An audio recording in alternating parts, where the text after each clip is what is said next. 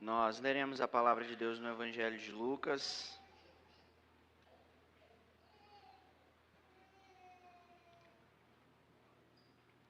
Capítulo 7, nós faremos a leitura da palavra de Deus.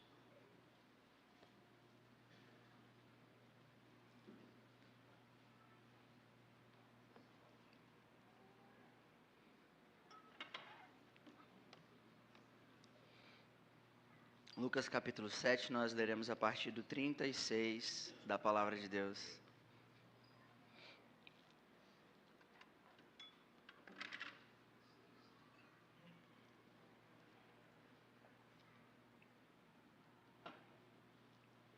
Faremos a leitura do texto e em seguida nós pediremos graça ao Senhor para entender o que está escrito. Lucas capítulo 7, do versículo 36 ao 50, nossa leitura.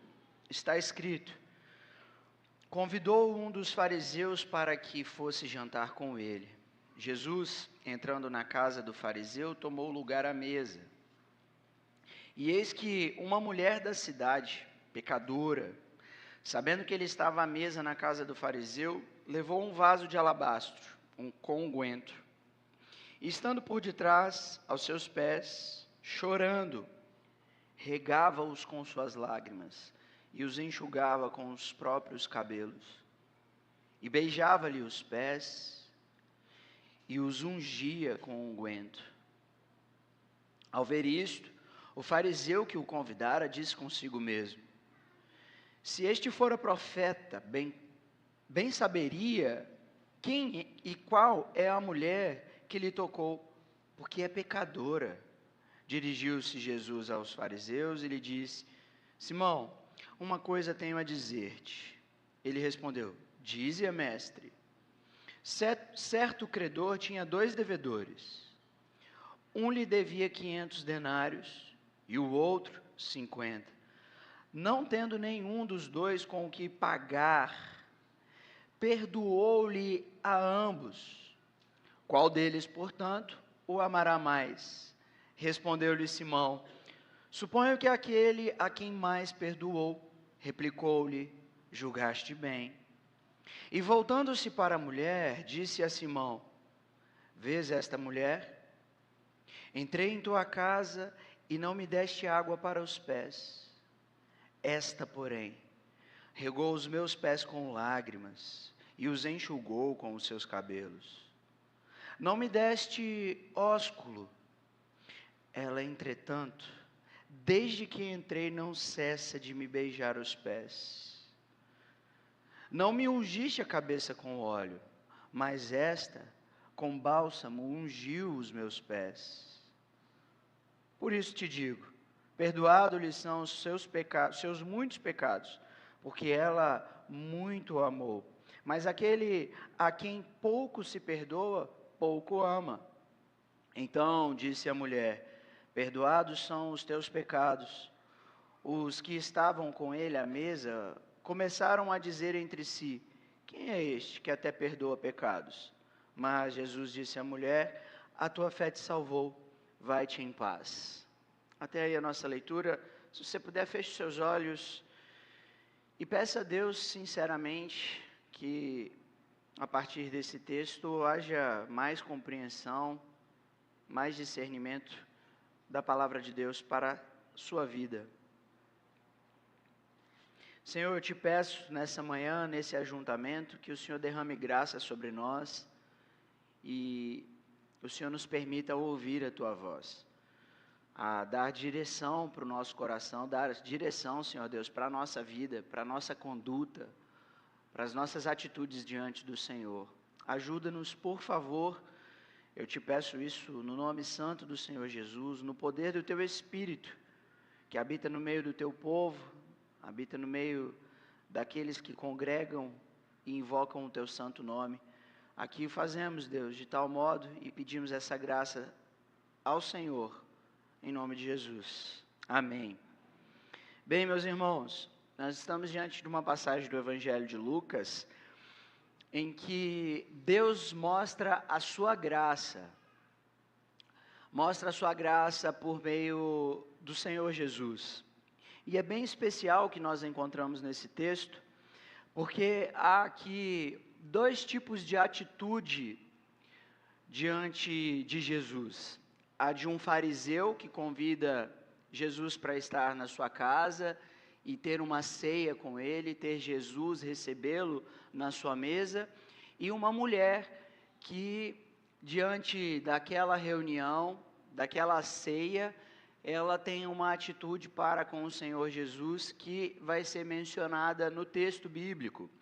Pois bem, a atitude de ambos vai ser aqui comparada no texto como uma atitude de alguém que recebeu a graça, de alguém que acolheu a graça, alguém que foi perdoado dos seus pecados. É o que o texto vai apresentar para nós como uma manifestação da graça de Deus para o nosso coração, para a vida da igreja nesses dias. Bem, meus irmãos, esse registro ele é especial porque ele mostra, em primeiro lugar, a atitude do fariseu que convida Jesus para estar na sua casa numa ceia. O fariseu, embora tivesse convidado Jesus, ele tem algumas atitudes aqui que mostram que existe um aspecto muito superficial desse convite. Ele convida Jesus para essa ceia, ele chama Jesus de mestre, conforme a gente vê no texto, mas ele não dá as devidas honras a Jesus. Ele não recepciona Jesus como era comum receber um mestre. Há algo aqui que talvez possa trazer algum tipo de estranhamento, que é o fato desse fariseu ter convidado uma mulher pecadora ficar sabendo e ela está dentro da casa desse fariseu. Precisa-se dizer aqui, então, que era muito comum dentro da tradição judaica, numa ocasião festiva, numa ceia, você reunir as pessoas daquela região. Então, a casa ficava lotada, ficava cheia. Quem ia fazer a ceia, quem ia receber, precisava ter pão para todo mundo, porque acolhia muita gente. Então, essa mulher pecadora, sabendo que Jesus, que já tinha a sua mensagem divulgada e as coisas que ele vinha operando, sinais, milagres, coisas maravilhosas que ele vinha realizando, a sua fama já corria por toda a região. Então, esta mulher, sabendo que o Senhor Jesus estava na casa daquele fariseu, ela vai para lá também. Era alguém de muita importância que estava na casa daquele fariseu, alguém cuja fama o precedia, de tal modo que um fariseu quis trazê-lo para sua casa. E aí então, esse texto vai mostrar essa mulher entrando em cena. E a atitude dessa mulher, ela é impactante, porque ela demonstra o seu amor por Jesus nas suas atitudes.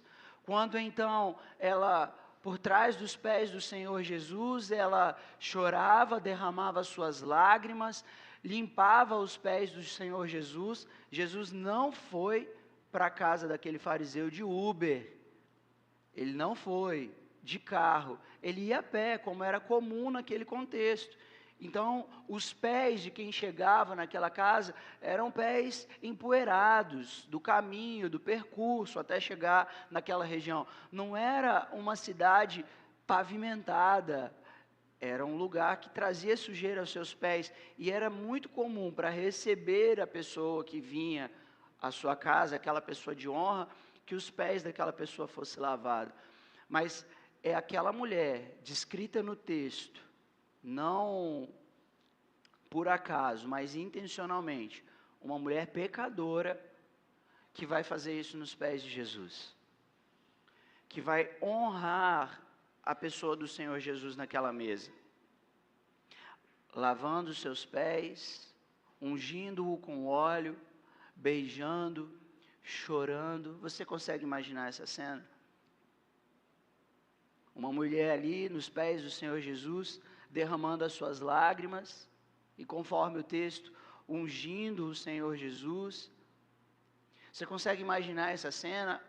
Um fariseu sentado, observando aquela atitude, e consigo mesmo dizendo: esse cara não pode ser Deus, esse cara não pode ser mestre, esse cara não pode ser o que dizem por aí. Não pode ser verdade o que estão falando a respeito dele. Se ele fosse profeta, não. Ele não poderia estar recebendo essa mulher. Ele sabe da situação dela. Ele não seria tocado por uma pecadora. Por quê? Para um judeu, as questões cerimoniais, elas são muito importantes. São fundamentais para a adoração.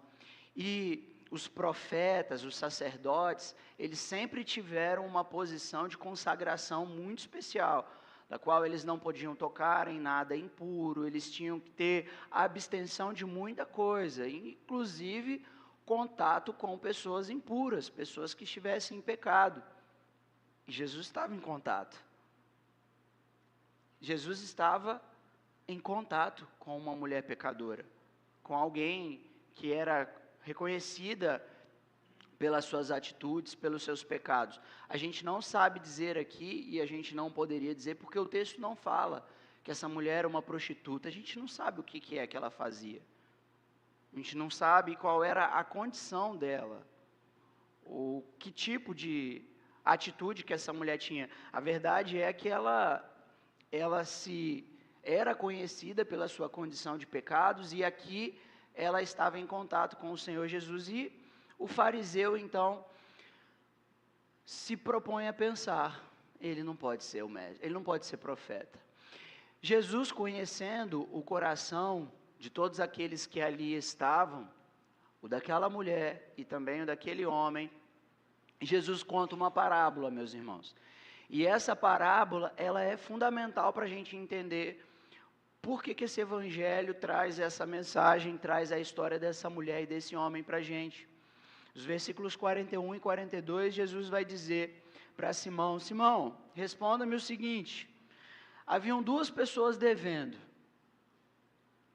Uma devia mais, outra devia menos. Nenhuma das duas podiam pagar. Ninguém tinha condição de pagar. Mas todas as duas pessoas deviam. Esses dois devedores foram perdoados. É a parábola que Jesus vai dizer. Eles não tendo o que pagar, eles recebem o perdão, ambos. E aí Jesus pergunta: qual dos dois ama mais? Qual dos dois vão demonstrar maior amor? Qual dos dois terão maior amor por aquele credor? Ele respondeu: suponho que aquele a quem mais perdoou. Replicou-lhe: julgaste bem.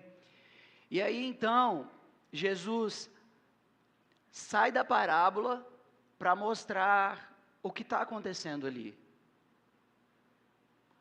Simão, o que está acontecendo aqui é um gesto de amor, de alguém que foi muito perdoado.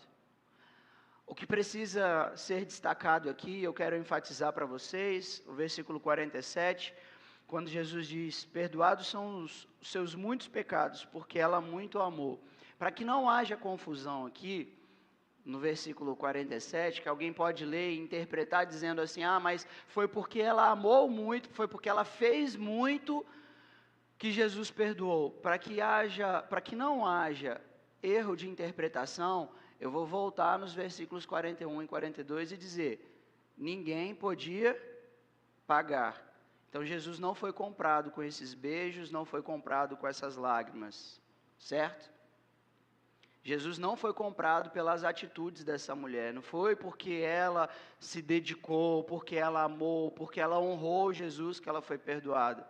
Ela não podia pagar, como o fariseu não podia pagar. Então, Jesus vai dizer para Simão, aquele que está ali com dificuldade de interpretar o que é o amor de Deus, a graça de Deus que se manifesta por meio de Jesus, ele vai dizer: olha para essa mulher, veja a atitude dela. Desde que eu entrei aqui, ela faz o que você não fez. Desde que eu entrei aqui, ela se propõe a fazer, ela se dedica a fazer o que você não faz. E tudo o que ela está fazendo tem a ver com o perdão de pecados. Tudo o que essa mulher está se dedicando a fazer em me honrar, em me amar, tem a ver com o perdão de pecados. Foi porque ela foi muito perdoada, é que ela está se dedicando a me amar. Meus irmãos, dito isso, eu acho que o texto torna muito claro para nós que há uma atitude, há um comportamento para quem recebe o perdão de Deus, para quem é tomado pela graça de Deus. E há uma atitude que é natural para os religiosos. O religioso chama Jesus para casa, o religioso chama Jesus de mestre, mas as atitudes dele não são coerentes com a presença de Jesus, com a mensagem da graça, com a mensagem do amor de Deus. Considere, portanto, as suas atitudes. Considere, portanto, a sua vida. Se a sua vida hoje ela é coerente com a graça, coerente com a comunhão com Jesus.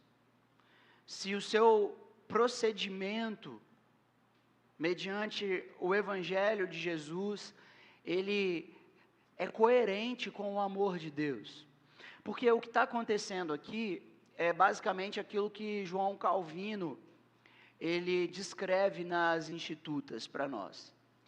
Que o homem, ele é tomado por um constrangimento, por um terror, por um tremor, quando ele está na presença de Deus. Por qual razão o homem se dá neste sentimento, neste terror, nesse tremor na presença de Deus? Porque o homem, diante de Deus, ele pode conhecer mais sobre si mesmo. Essa mulher, ela tinha consciência, portanto, da sua condição de pecados. E porque eram muitos os seus pecados, ela sabia do tamanho da graça de Deus para perdoá-la dos seus pecados. Como o texto diz, nas palavras do Senhor Jesus a respeito daquela mulher, perdoado-lhes são os seus muito pecados. Não poucos, meus irmãos, são os nossos pecados. Não são poucos os nossos pecados. Há uma lista muito grande nas Escrituras de leis. Pelo menos a gente tem 10 mandamentos e muitas outras leis que nos fazem pecadores diante de Deus. E à medida que nós conhecemos a Deus, a sua justiça e a sua lei, e sobretudo a sua graça, não pode existir outra postura senão a dessa mulher. A de um coração totalmente quebrantado, contrito, consciente de que muito pecou e que, portanto, carece muito da graça de Deus. E eu quero reforçar aqui, meus irmãos, em Deus, em Cristo Jesus, há uma fonte inesgotável da graça de Deus. Da graça. E o que é a graça? É o que o versículo 42 nos mostra. Nós não temos como pagar. O salário do pecado é a morte. Se você morrer, você vai morrer para a eternidade. Porque o seu corpo pecaminoso, o seu corpo e as suas impurezas não satisfazem a ira de Deus. Se você pecou pouco, você não tem como pagar. Se você pecou muito, muito menos. ambos pecaram, o texto diz. Todos pecaram, conforme a carta de Paulo aos Romanos, capítulo 3, versículo 23. Todos pecaram e estão destituídos da glória de Deus. Portanto, todos merecem a morte. Devem receber a morte, mas a graça de Deus consiste em perdoar aqueles que pecaram. Qual é a atitude, portanto, que Jesus mostra ser a atitude de alguém que se sente verdadeiramente muito amado por Deus? Porque você pode se dizer, eu sou muito amado, eu sou muito abençoado. Você pode até chamar Jesus de mestre, mas talvez a sua vida não seja coerente com a vida de alguém que verdadeiramente recebeu o perdão, está consciente da graça, do amor e da bondade de Deus. Porque a vida não é coerente no que diz respeito à adoração. Você não adora Jesus como convém, não se dedica a Deus como convém. E esse texto do Evangelho de Lucas vem aqui ensinar a igreja hoje. Dá a nós a compreensão de que somos pecadores, muito ou pouco, de que não podemos pagar a nossa condição de pecado diante de Deus, nós não podemos nos justificar e que, portanto, a gente precisa que Deus seja misericordioso como esse credor, que Ele nos perdoe, tão somente perdoe as nossas ofensas. E estando então conscientes de que Deus, Ele permite ser tocado, como Jesus, o profeta, o sacerdote, o rei, que permitiu ser tocado por pecadores, e que por meio de Jesus, portanto, há perdão pelos nossos pecados, há remissão, há um pagamento, a dívida é quitada por meio de Jesus. Tendo essa compreensão, o nosso corpo, os nossos bens, tudo que nós somos, tudo que nós temos, precisa ser consagrado aos pés de Jesus. Ser consagrado a Deus, portanto. Eu vou dizer a vocês, então, meus irmãos, a consciência da graça de Deus não deve fazer outra coisa com a igreja, senão movê-la a uma adoração sincera e completa aos pés de Jesus, como a gente tem dos versículos 44 a 46. E tendo dito isso, é pela graça, é pela fé, como o versículo 50 diz, a tua fé te salvou, vai em paz. A igreja pode ir em paz, pode seguir em paz, se ela está consciente da graça e totalmente disposta a servir ao Senhor e a honrar ao Senhor como convém. Essa mulher ouviu isso de Jesus, e eu devo dizer a vocês, nós ouviremos um dia, quando então nós estaremos diante de Deus face a face. Esse vai ser o dia que nós teremos, como essa mulher, palavras que nós ouviremos do próprio Senhor Jesus. Ou, vinde bendito de meu Pai, ou então, apartai-vos de mim. Apartai-vos de mim porque não vos conheço, porque vocês não deram fruto. Fruto de alguém que foi genuinamente perdoado, fruto de alguém que compreendeu a sua condição de pecado. Ou então nós seremos como essa mulher, entra no gozo eterno, desfruta da paz, porque é pela fé vocês foram salvos. O Pai vos perdoou. São estas palavras para esta manhã. Eu quero te convidar a orar. Se você puder, coloque-se de pé. Feche os seus olhos e queira considerar então a sua vida diante de Deus nesse momento.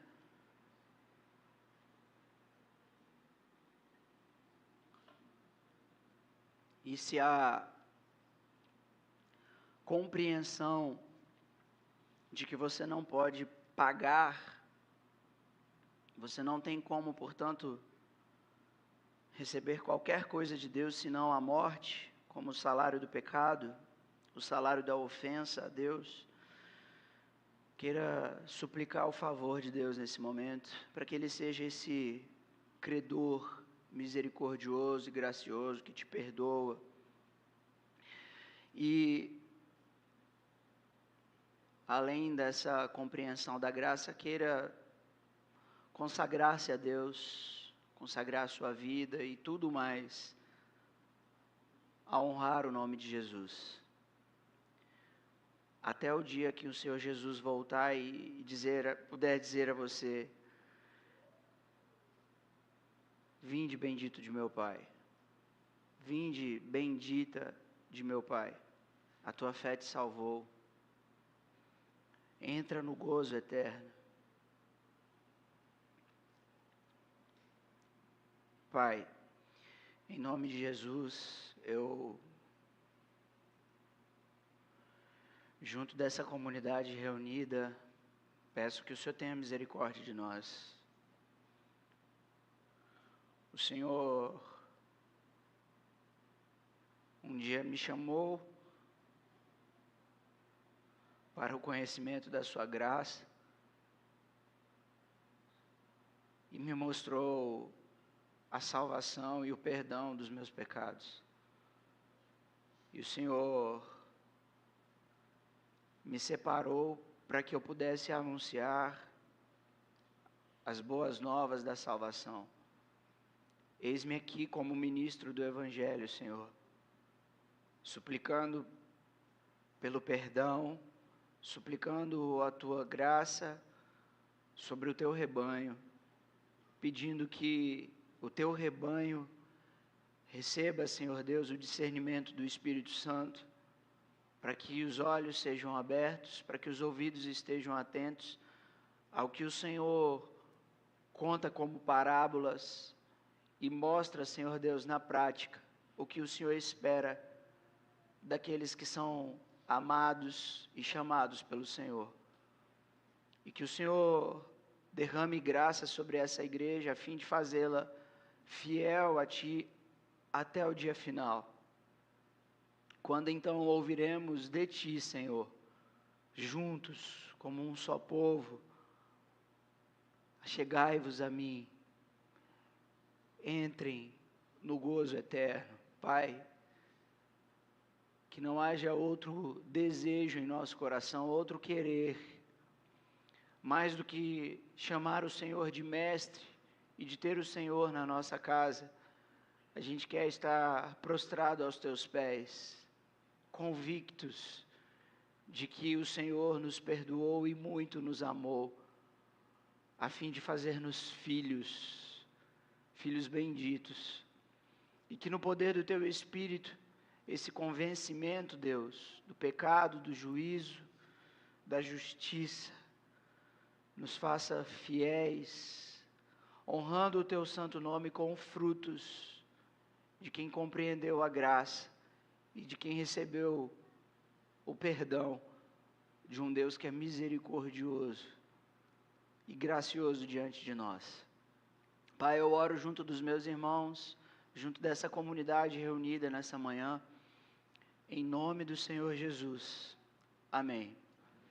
Meus irmãos, recebam a graça, recebam a bênção. Que a graça do Senhor Jesus, o amor de Deus e a comunhão com o Espírito Santo seja com a vida de cada um de vocês, até que o Senhor Jesus venha. Amém.